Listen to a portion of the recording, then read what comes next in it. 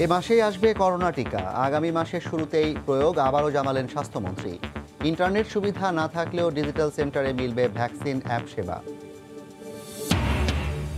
20,000 টাকা বিজ্ঞাপন কর আদায় মাত্র 800 টাকা। শত কোটি টাকা রাজস্ব ক্ষতির অভিযোগ দক্ষিণ সিটি কর্পোরেশনের বিরুদ্ধে। উত্তর নেই সাবেক মেয়র খোকনের কাছে। এবং কোনো চমক ছাড়াই ওয়েস্ট ইন্ডিজের বিপক্ষে ওয়ানডে সিরিজের জন্য বাংলাদেশের 18 সদস্যের দল ঘোষণা। নতুন মুখ শরীফুল।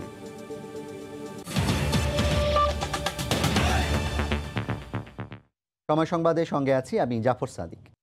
দ্বিতীয় ধাপে দেশের 60টি পৌরসভায় ভোট গ্রহণ শেষে চলছে গণনা। ব্যালট ও ইভিএমে নেয়া ভোট গণনা শেষে কেন্দ্রভিত্তিক ফল ঘোষণা করবেন প্রিজাইডিং অফিসার। পরে বিজয়ী প্রার্থীর নাম ঘোষণা করবেন নির্বাচনী এলাকার রিটার্নিং কর্মকর্তা। এ ধাপে 29টি পৌরসভায় ভোট নেওয়া হয়েছে ইভিএমে। 60টি পৌরসভার মধ্যে 56টিতে মেয়র পদে প্রতিদ্বন্দ্বিতা করছেন 221 জন। কাউন্সিলর পদে 2,232 জন এবং সংরক্ষিত কাউন্সিলর পদে লড়ছেন 724 জন।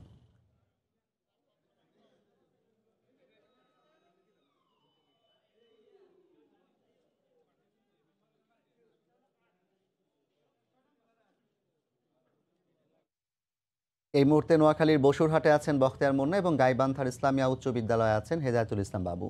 ভোট গণনার খবর জানতে প্রথমেই যাচ্ছি নোয়াখালীতে মুন্নার কাছে। মুন্না।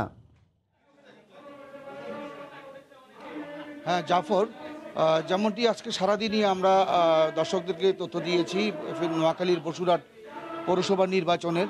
তো আসলে আজকে আমরা একটা ব্যতিক্রম নির্বাচন এখানে আমরা দেখেছি। এখানে শত শত মানুষ এবং হাজার হাজার মানুষ প্রতিটা ভোট কেন্দ্রে উপচে পড়েছিল এবং একেবারেই কোনো অভিযোগ কোনো প্রার্থীরই মানে এখানে আওয়ামী লীগের প্রার্থী, বিএনপি প্রার্থী এবং জামাত সমর্থিত একজন স্বতন্ত্র প্রার্থী ছিলেন এবং কেউ কখনো মানে আমাদের কারো অভিযোগ অনুযোগ কোনো কিছুই ছিল না এবং শান্তি শৃঙ্খলাভাবে এবং সৌহার্দ্যপূর্ণ পরিবেশে একটি নির্বাচন অনুষ্ঠিত হয়েছে। এখন সর্বশেষ আমরা যেটা দেখেছি সেটা হচ্ছে যে এখানকার মানুষ আজকে এই বসুরহাটের মানুষ ইভিএমে প্রথম ভোট দিয়েছে এবং সেই ভোট দিতে গিয়ে তারা যেটা বুঝেছে এবং তারা আমরা অনেকের সাথে কথা বলেছি, এখানকার যারা ভোটার তারা বলেছেন যে এই ইভিএমের মাধ্যমে ভোট গ্রহণ করা হলে তাহলে সেই ক্ষেত্রে এখানে যে কোনো দখলবাজি এবং যে ধরনের ভোট কারচুপি ছিনতাইয়ের বিভিন্ন অভিযোগ থাকে সেখানে একেবারেই কোনো সুযোগ নেই।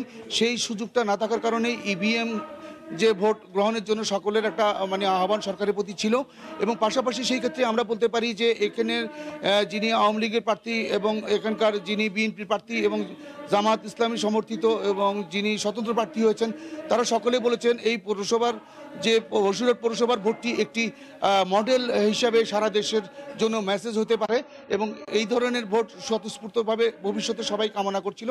আর এখানে আমি বর্তমানে এখানে যে ফলাফল তথ্য কেন্দ্র যেটি রয়েছে সেখানে আমি অবস্থান করছি। সেখানে এখন পর্যন্ত সরকারিভাবে কোনো ফলাফল এখানে এসে পৌঁছায়নি।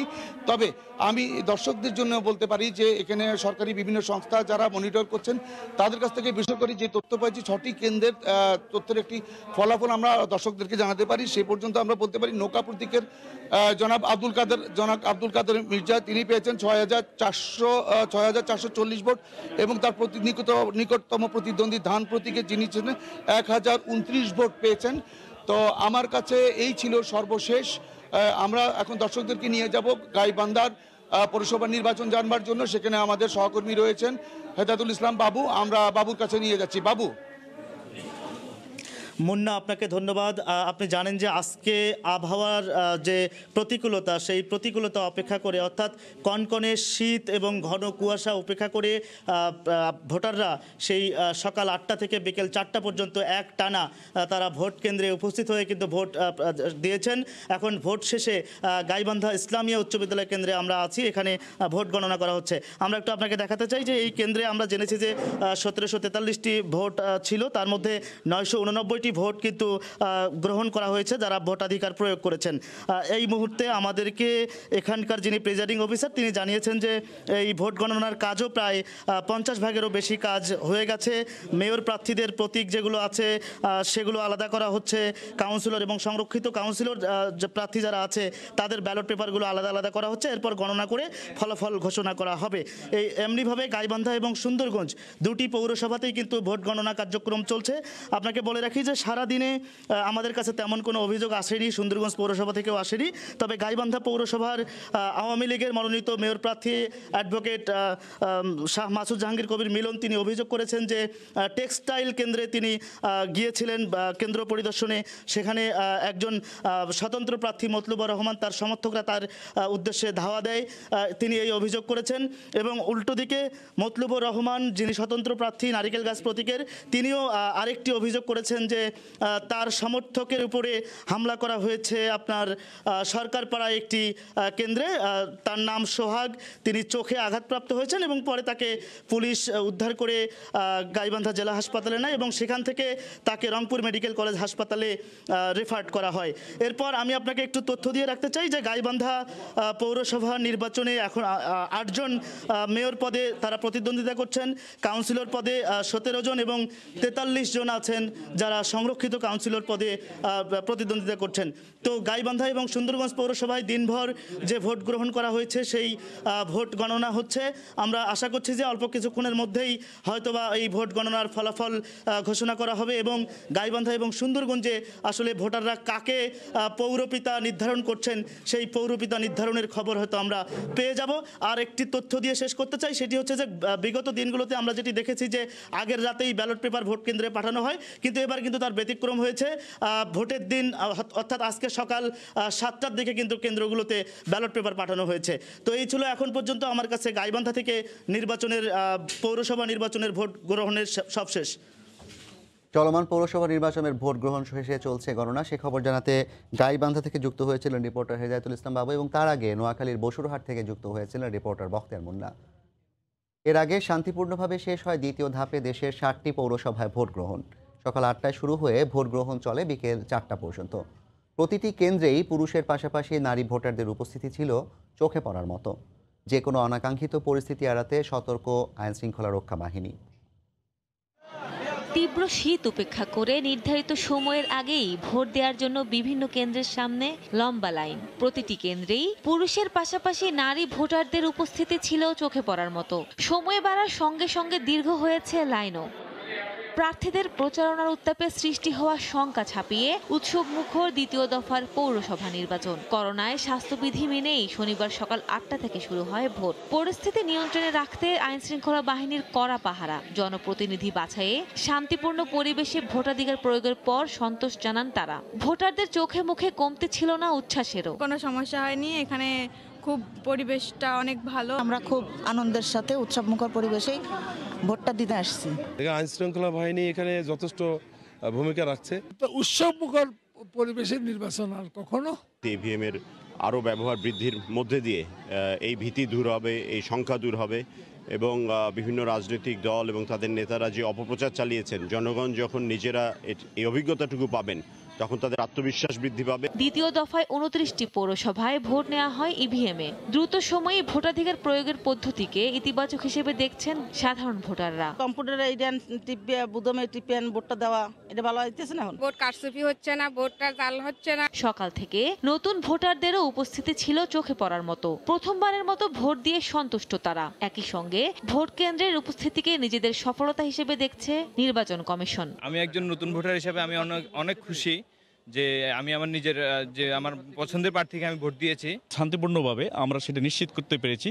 এখন পর্যন্ত আমাদের এবং যে প্রত্যেকটা প্রতিদ্বন্দ্বী প্রার্থীও আমাদেরকে কোঅপারেশন করছেন যাতে এই পরিবেশ ঠিক থাকে। এদিকে প্রচারণার সহিংসতার কারণে নির্বাচনের পরিবেশ নির্বিঘ্ন রাখার চ্যালেঞ্জ বাড়ে সংশ্লিষ্টদের। এ কারণেই ভোটের দিন কেন্দ্রে কেন্দ্রে আইন শৃঙ্খলা রক্ষাকারী বাহিনীর উপস্থিতিও বাড়ানো হয়। পুলিশের সঙ্গে কাজ করে র্যাব ও বিজিবি। মাঠে টহলে দেখা যায় নির্বাহী ও বিচারিক হাকিমদের। কোনো ধরনের সহিংসতা না হয় এবং জনগণ জানে ভালোভাবে ভোট দিতে পারে, কোনো ভয়ভীতি ছাড়া ভোট দিতে পারে। সাদিয়া আফরিন, সময় সংবাদ। নির্বাচন প্রক্রিয়ার পরিবর্তন না আনলে নির্বাচনে সহিংসতা বন্ধ করা সম্ভব নয়। তবে নির্বাচনের সামগ্রিক পরিবেশকে নির্বাচন কমিশন এককভাবে পরিবর্তন করতে পারবে না বলে মন্তব্য করেছেন নির্বাচন কমিশনার মাহবুব তালুকদার। বিকেলে নির্বাচন কমিশন সচিবালয় ব্রিফিংয়ে তিনি একথা জানান। সাভার পৌর এলাকায় আমি বিরোধী দলীয় প্রার্থীর কোনো পোস্টার দেখতে পাইনি। এমত অবস্থায় এই নির্বাচনকে অংশগ্রহণমূলক বলা যায় না। যে কোনো নির্বাচন অংশগ্রহণমূলক না হলে তা সিদ্ধ হয় না। একতরফা নির্বাচন কখনো কাম্য নয়। সহিংসতা বন্ধ করতে গেলে এটা নির্বাচন প্রক্রিয়ার পরিবর্তন না হলে এই সহিংসতা বন্ধ করা সম্ভব না। সাগর, নদী আর সবুজ বনঘেরা মনপুরার নতুন আকর্ষণ দক্ষিণা হাওয়া সি বিচ। দূর দূরান্ত থেকে ছুটছেন প্রকৃতিপ্রেমীরা।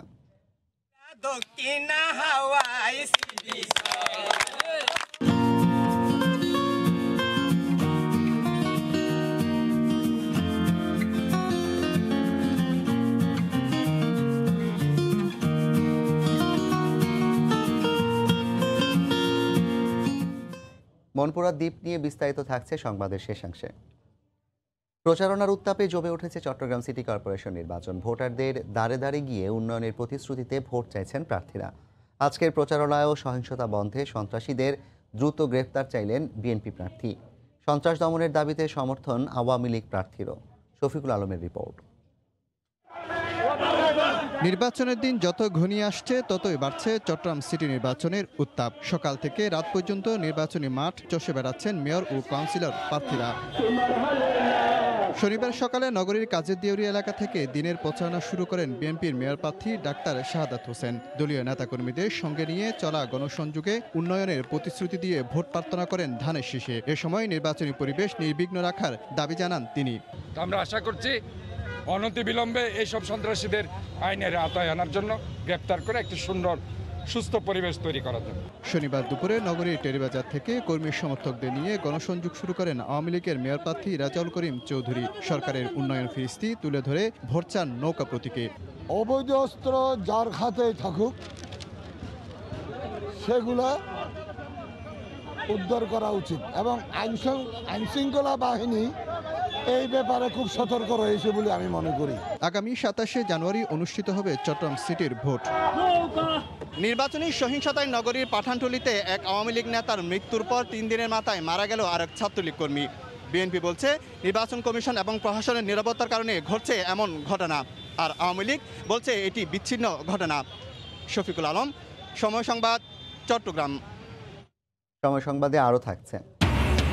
আমদানির উদ্যোগে অবশেষে চালের দরে লাগাম। গত 10 দিনে 2 দফায় দাম কমেছে বস্তায় 50 টাকা। নেই ধান সংকটের অজুহাতও।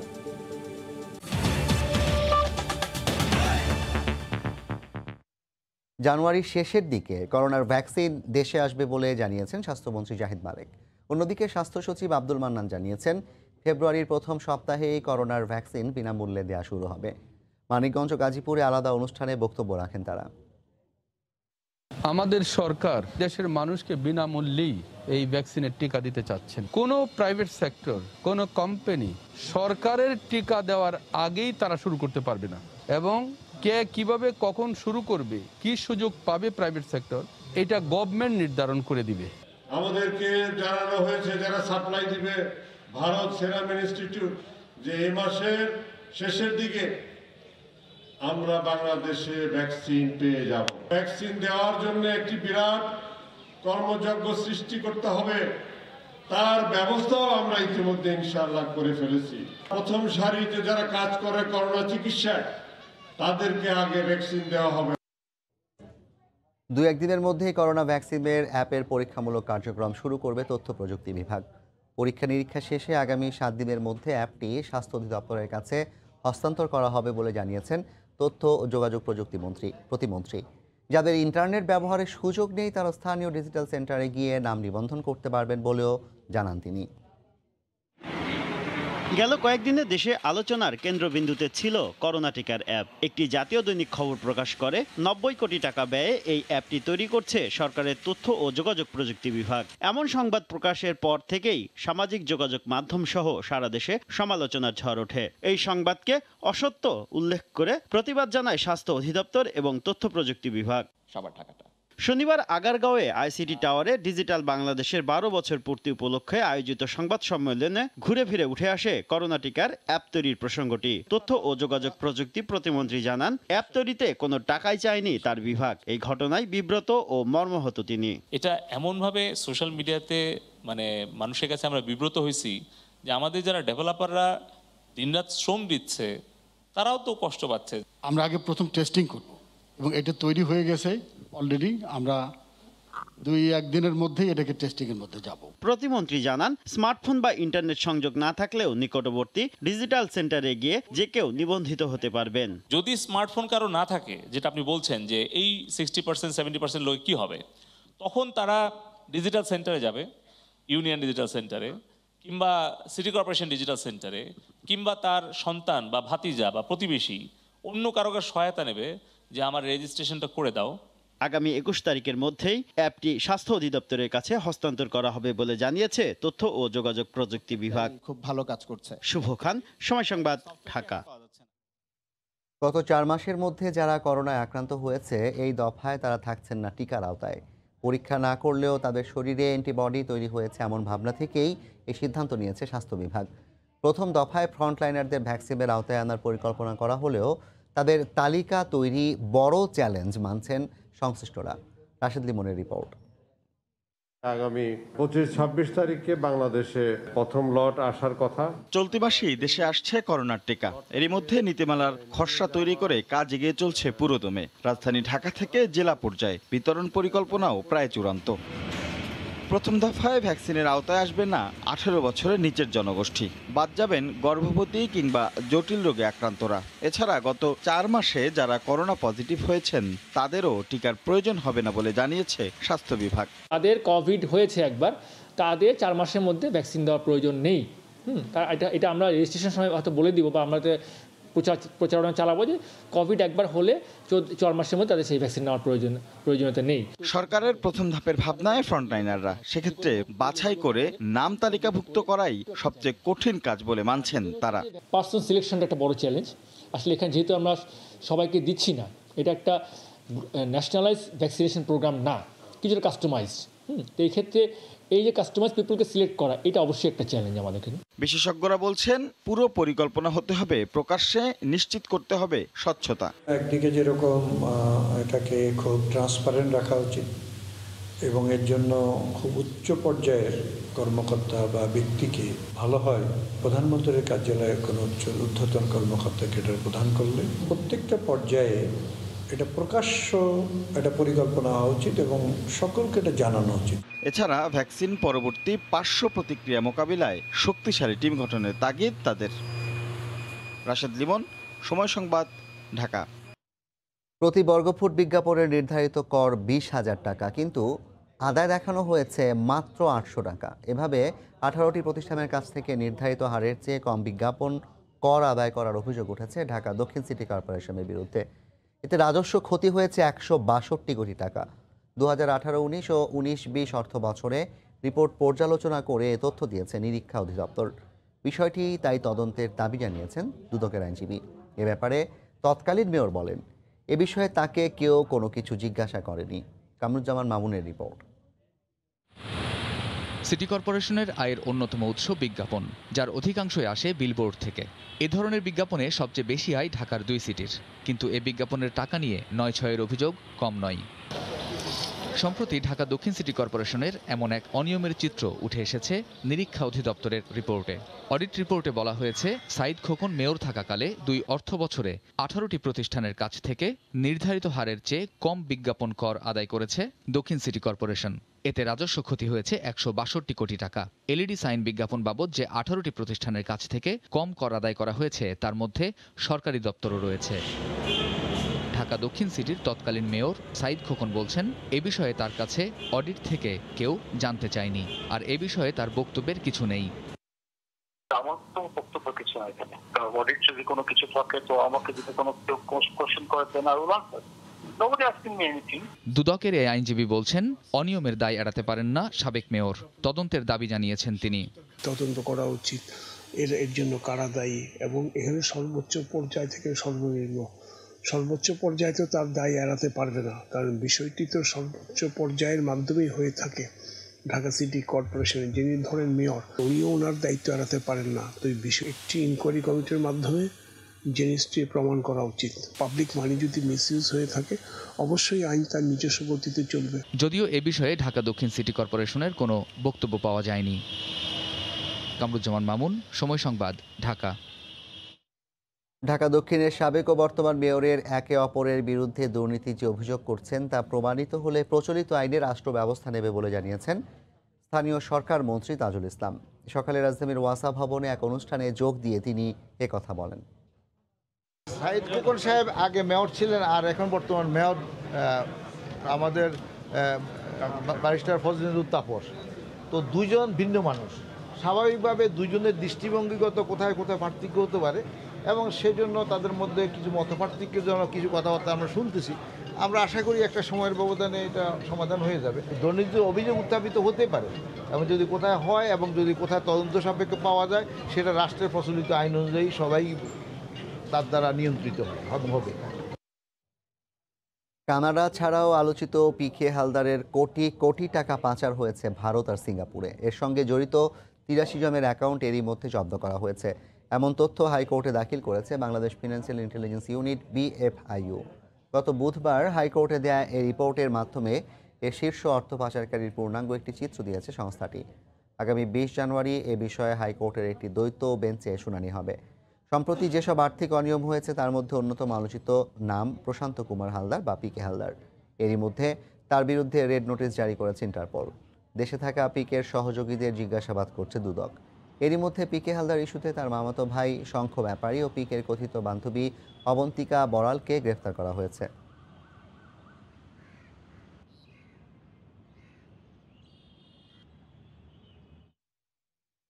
কর ফাঁকি এবং ব্যাংক ঋণ নিয়ে যারা বিদেশে অর্থ পাচার করছে তাদের ব্যাপারে সজাগ থাকতে হবে, এমনটাই মন্তব্য করেছেন পরিকল্পনা মন্ত্রী M.A. মান্নান। বঙ্গবন্ধুর ব্যাংকিং নীতি নিয়ে রাজধানীর পল্টনে আয়োজিত এক সেমিনারে তিনি বলেন, গণমাধ্যমে প্রকাশিত বিভিন্ন প্রকল্পের দুর্নীতির তথ্য সরকারও পর্যালোচনা করে। প্রতিটি টাকা এখানে যে আয় হয় তার একটি অংশ আমাদের জনগণ পায়। কেন পায়? কারণ সার্বিক পরিবেশটা, আইন করা পরিবেশটা, সুরক্ষাটা, নিরাপত্তা আমরা দিয়েছি। এইটা তো নেয়নি, বরঞ্চ আমার ব্যাংক থেকে যে বাকি নিয়ে পুঁজিটা নিয়েছিলেন সেটা শুদ্ধ আপনি চলে যাবেন। এইগুলোর সম্বন্ধে আমাদের সচেতন সজাগ হওয়া প্রয়োজন। দুর্নীতি যে আপনারা পয়েন্ট আউট করছেন বিভিন্ন জায়গায়, বারিশকাণ্ডই হোক আর যে কোনো কাণ্ডই হোক, এতে আমরা কুণ্ঠিত নই। আপনাদের দেওয়া সকল তথ্য আমরা ঘরে আলোচনা করি এবং এইটা আমরা আমাদের কাজে লাগাই। আমদানির উদ্যোগে চালের দরে লাগাম, ভোল পাল্টেছেন মিল মালিকরা। গত ১০ দিনে ২ দফায় মিল গেটে সরু চালের দাম বস্তায় কমেছে ৫০ টাকা। শুধু তাই নয়, পাইকাররা বলছেন চাইলেই মিল থেকে পাওয়া যাচ্ছে চাল, নেই ধান সংকটের অজুহাতও। তবে আমদানি করা চাল যাতে কেউ অবৈধভাবে মজুত করতে না পারে সেদিকে কঠোর নজরদারির আহ্বান ব্যবসায়ীদের। আমনের ভরা মৌসুমে চালের বাজার নিয়ন্ত্রণ করতে না পেরে গেল মাসে বেসরকারি খাতে চাল আমদানি উন্মুক্ত করে দেয় সরকার। এই জন্য আমদানি শুল্ক ৬২.৫% থেকে কমিয়ে ২৫% করা হয়েছে। আমদানি থেকে বাজারজাত পর্যন্ত যাবতীয় তথ্য জানানোর শর্তে দেওয়া হয়েছে প্রায় ৫ লাখ টন চাল আমদানির অনুমতি। এর পাশাপাশি খাদ্য বান্ধব কর্মসূচি সহ অন্যান্য প্রয়োজন মেটাতে সরকার আমদানি করছে আরও ৪ লাখ টন চাল। সরকারের এমন উদ্যোগের প্রভাব খুঁজতে মোহাম্মদপুর পাইকারি কৃষি মার্কেটে গিয়ে দেখা গেল ইতোমধ্যেই ঢুকতে শুরু করেছে আমদানি করা ভারতীয় নাজিরশাইল চাল। প্রতি কেজি বিক্রি হচ্ছে ৫৮ টাকায়, যদিও মান নিয়ে সন্তুষ্ট নন পাইকাররা।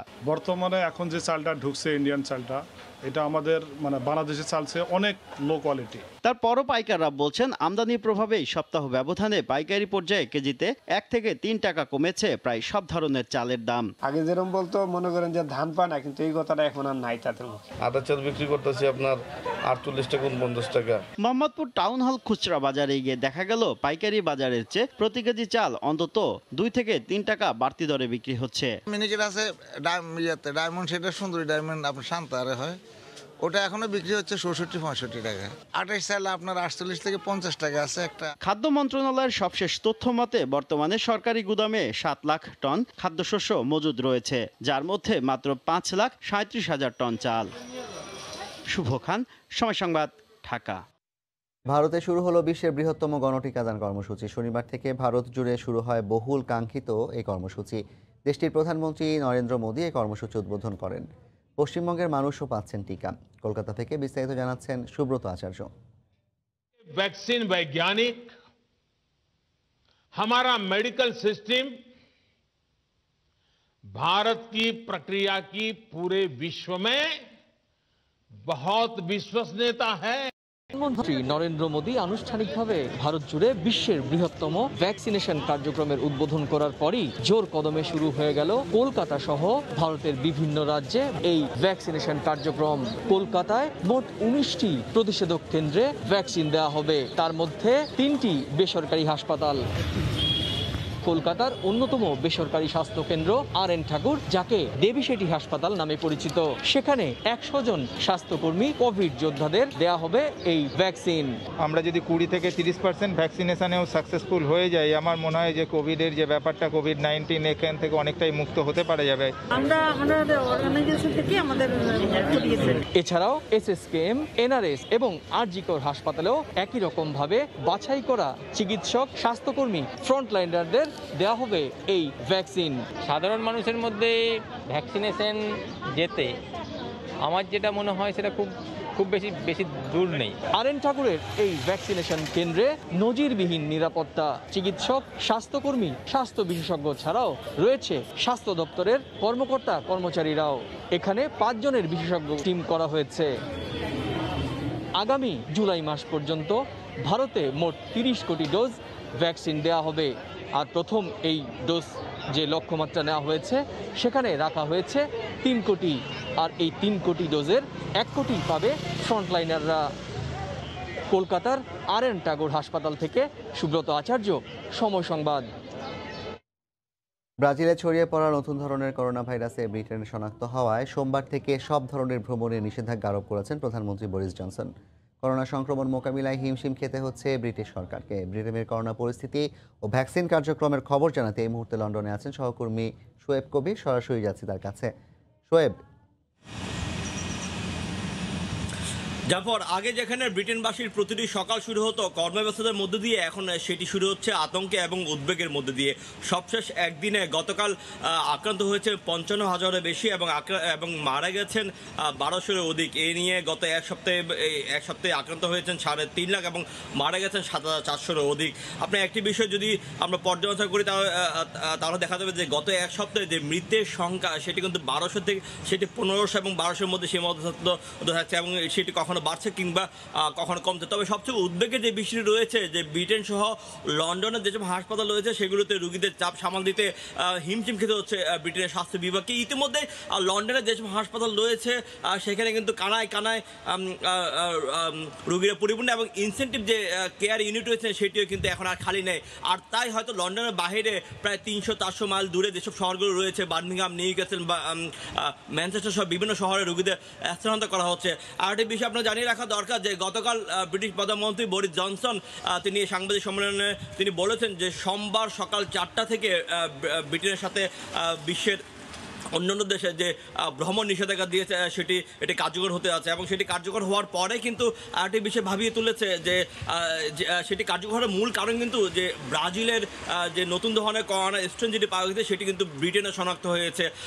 আর যদি নতুন ভ্রমণ যে নিষেধাজ্ঞা এই নিষেধাজ্ঞা হওয়ার পরে কিন্তু ব্রিটেনের যে এভিয়েশন ইন্ডাস্ট্রি রয়েছে সেটি কিন্তু মারাত্মক ক্ষতির সম্মুখীন হতে পারে। আরেকটি বিষয় জানিয়ে রাখার দরকার যে ইতিমধ্যে যে ব্রিটিশ সরকার ফাইজারের যে ভ্যাকসিন যেটি দেওয়া শুরু করেছে সেটি ধারণা করা হচ্ছে ফেব্রুয়ারি 15 তারিখের মধ্যে 1.5 কোটি মানুষের শরীরে প্রয়োগ করা হবে।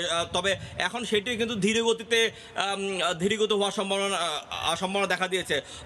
এর পাশাপাশি আপনাদের আরেকটি বিষয় জানিয়ে রাখা দরকার যে এই সংক্রমণের হার কিন্তু লন্ডনের মধ্যে যে বাংলাদেশি অধ্যুষিত যে টাওয়ার হ্যামস এলাকা রয়েছে সেখানে বেশি এবং সেখানে প্রতিদিন কিন্তু বেশ কিছু সংখ্যক বাংলাদেশি মারা যাচ্ছে। এটি কিন্তু বাংলাদেশিদের জন্য বেশ উদ্বেগ এবং উৎকণ্ঠার বিষয় দাঁড়িয়েছে। এই ছিল লন্ডন থেকে সবশেষ। ব্রিটেনের করোনা ভাইরাস পরিস্থিতি ও ভ্যাকসিনেশনের সবশেষ খবর জানাতে লন্ডন থেকে যুক্ত হয়েছিলেন রিপোর্টার শোয়েব কবির। পৌর নির্বাচন নিয়ে নির্বাচন কমিশনে কথা বলছেন ইসি সচিব। আমরা এখন সরাসরি চলে যাচ্ছি সেখানে। রেজাল্ট পেয়ে যাব। ইভিএমের মাধ্যমে এবং ব্যালটের ক্ষেত্রে দেখা যাচ্ছে উভয় ক্ষেত্রেই সর্বোচ্চ ভোট পড়েছে, ইভিএমের ক্ষেত্রে বেশি পড়েছে 80% ভোট। এবং আমাদের কাছে এ পর্যন্ত যে তথ্য, হয়তো সম্পূর্ণ তথ্য পেলে এটা আমরা তখন একজ্যাক্ট ফিগার আপনাদের দিতে পারবো। যেমন রাজশাহীর আরানিতে আমাদের ইভিএমের যে হিসাব তাতে সেখানে 80% ভোট পড়েছে। এবং ব্যালট সবচেয়ে কম যে আমরা দেখেছি সেটা হলো কুলিয়ারচরে, আমাদের হিসাব নেওয়া পর্যন্ত, এটা অনেক আগের হিসাব, পরে এটা বাড়বে।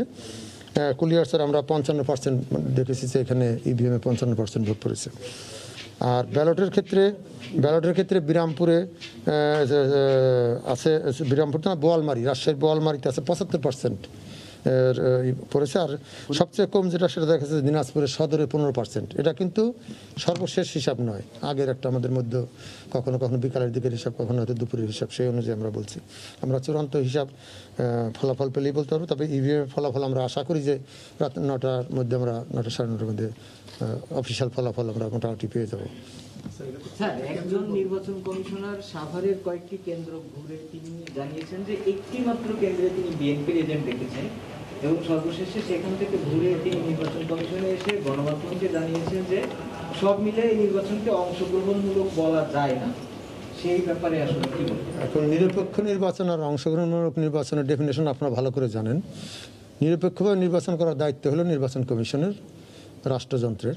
তারা সেই আয়োজন করেছেন। এখন যদি কেউ নির্বাচনে তার প্রতিনিধি না দেন, নির্বাচনকে বা অংশগ্রহণ না করেন, সেই জন্য ওনারা এটা বলতেই পারেন। কিন্তু ওনারা যদি না আসেন নির্বাচনে, সেক্ষেত্রে তো কিছু করে না। হয়তো হতে পারে যে ওই রাজনৈতিক দলের এটা একটা নির্বাচনী কৌশল। যেটা কিছুক্ষণ আগে কথা বলেছিলেন তিনি একটি কথা বলেছেন যে প্রচুর সহিংসতা অনেক বেড়ে গেছে, আপনি বলছেন সুন্দর নির্বাচন হয়েছে। এটা তো আমার মনে হয় আপনারাই ভালো বলেছেন, কারণ সব জায়গায় আপনাদের লোকরা ছিল। আপনারা যেটা দেখিয়েছেন সেটাই আমরা মনে করি ওটি সঠিক। আমরা তো অনেক কিছু দেখিয়েছি, আপনার বক্তব্যটা কি? পৌর নির্বাচন নিয়ে নির্বাচন কমিশনের কথা বলছেন ইসি সচিব। আমরা এতক্ষণ সরাসরি তার বক্তব্য শুনছিলাম।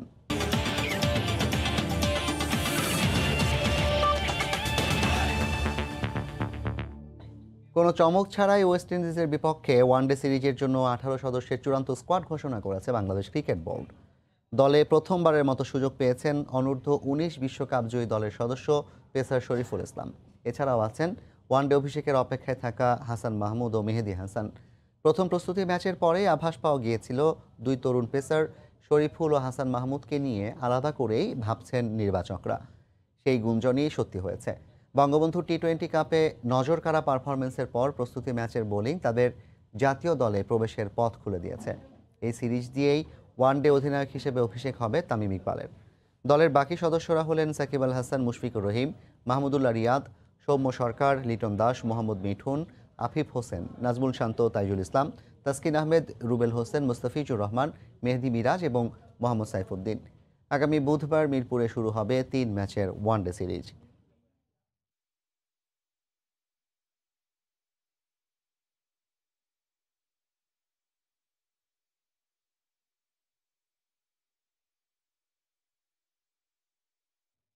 সাগর, নদী আর সবুজ বনঘেরা মনপুরায় পর্যটকদের জন্য নতুন আকর্ষণ দক্ষিণা হাওয়া সি বিচ। ম্যানগ্রোভ বাগান পর্যটকদের কাছে যেমন আকর্ষণীয়, তেমনি মুগ্ধ করে বনের মধ্যে চিত্রা হরিণের ছুটে চলা। দিনভর আকাশে লাল আভা ছড়াতে ছড়াতে পশ্চিম আকাশে মুখ লুকানো দৃশ্য। তাই শীতের শুরু থেকেই দূর দূরান্ত থেকে ছুটে আসছেন প্রকৃতিপ্রেমীরা। নাসিরউদ্দিন লিটনের তথ্য, উৎপল দেবনাথের ছবি নিয়ে রিপোর্ট।